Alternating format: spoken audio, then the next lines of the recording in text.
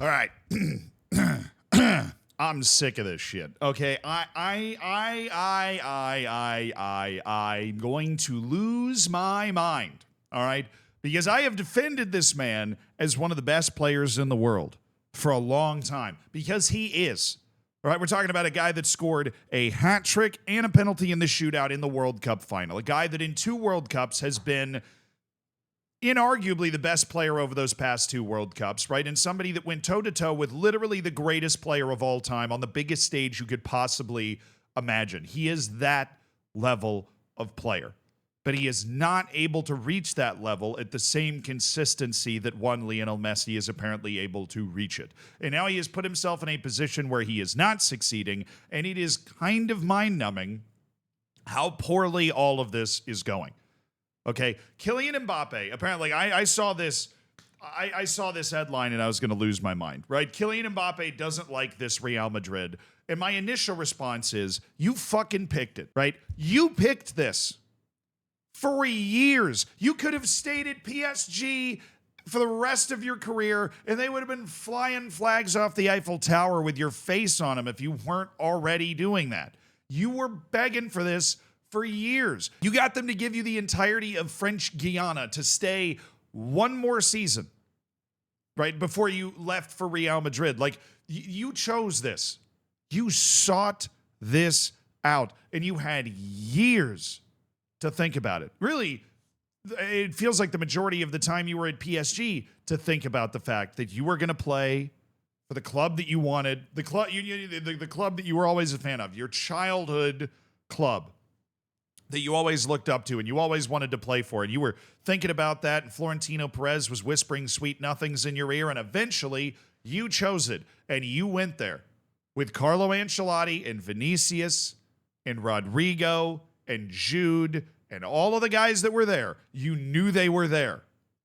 They've been there a while, particularly Vinny, who happens to play your favorite position. So, what did you think was going to happen if you ended up at Real Madrid and you've got a guy that, had a better season than you last year?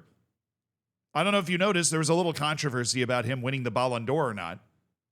Okay, and he is in that favorite position. Do you think you're just going to roll in there and displace him? If you wanted to roll in there and displace him, play like Messi all the time. Because you can play like Messi when you want to. Maybe not when you want to, but you definitely can get there. And there are very few human beings on the planet that can get there. And you can totally get there. I've watched it. I did a live watch along of the entire World Cup. I have seen it happen. I know what Kylian Mbappe is capable of. If you want to displace Vinicius Jr., you have to play that well. Because if you go right to the next cut, that's where Vinny is. He is a out-and-out, world-class winger that puts a ton of pressure on the defense and does all of the things you could possibly hope for an attacking winger to do. That is what Vinicius is able to deliver, and right now he's delivering it with more consistency than Kylian Mbappe. So the expectation that Kylian would be able to step into this team and displace Vinicius from that left wing spot, it's just wrong. Which brings me back to this point, that Kylian Mbappe chose this. He chose to go to Real Madrid, knowing exactly what was there. And now it's going so poorly that he wasn't selected for the French national team. And this is not one of those, I need a break, I'm not going to play for the French national team. He apparently, this kind of blew my mind, apparently wanted to go. Didier Deschamps acknowledged he wanted to be in the new window for France's next 2 commitments in the Nations League, but Didier Deschamps did not pick him. No, Didier Deschamps is one of the best coaches in the world. I am sure that he has a good reason for not wanting to bring Kylian Mbappe, because even if Kylian Mbappe is offside 25 times and not playing well, it's still Kylian. You probably want him to be a part of your team. But whatever that reason is, it is not good. It is an indictment of where Kylian Mbappe is right now. Right? Because whatever reason Didier Deschamps has, it means that Kylian Mbappe is not going to help France in the future. It's not going to help France develop. Right? Didier Deschamps feels like it is better to bring a team that does not have Kylian Mbappe in it to his Nations League matches. But you come into this situation where the team is already good. Real Madrid is already Real Madrid. They win the Champions League like every year. You want to play for them, right? And you want the Messi treatment, right? Because that's really what this seems like, right? I mean, I've Google translated this article, but he is told, like in the sub-header here on Mundo Deportivo, the Frenchman has admitted to people close to him he does not like the way Carlo Ancelotti's team plays. I know what this means. He doesn't want to run. He doesn't want to play defense. He wants to do the Messi thing where you just walk around until you're on offense. But this brings me back to what I was just talking about. You want to do that? You have to be that fucking good. If you want to not run in the modern world of football and not press and not play defense. I mean, this isn't the only article I've seen like this either, talking about how, well, Real Madrid's having to kind of adjust its tactical approach because Kylian Mbappe doesn't really press. He doesn't really put a lot into the defensive side of the game, which is fine if you score 100 goals in a calendar year, right? But he's not doing that. He has 3 non-penalty goals in La Liga this season, 6 overall. He has scored 3 penalties, and those count for something, right? But it's not as important as being able to get a goal from the run of play. He has, I think, 8 goals in all competitions this year. When you get a player that is supposed to be Mbappe and Erling Haaland, right? Not Rodri and Vinicius. What I was sold on, what I believed was that it would be Mbappe and Erling Haaland. That we had our new Ronaldo and our new Messi. Not that they were going to quite reach that level, but that you had this physically dominant, unbelievably imposing, forward player that could physically do things that would blow your mind, and that would be Erling Haaland. Obviously, he's not quite as dribbly a boy as Ronaldo. It's not a one-to-one comparison, so don't take me out back and lay me out for that. Kylian Mbappe was the moment of magic on the ball. The guy that could, score the majestic dribbling goal and just run through teams and do those sorts of, the more pure winger-coded type player. And it just hasn't been that. Erling Haaland's kind of held up his end of the bargain, right? He's scoring 50 goals a year. He's going to start shattering goal-scoring records in about 7 or 8 years. People aren't really ready to admit that yet, but at the number of goals Erling Haaland is scoring,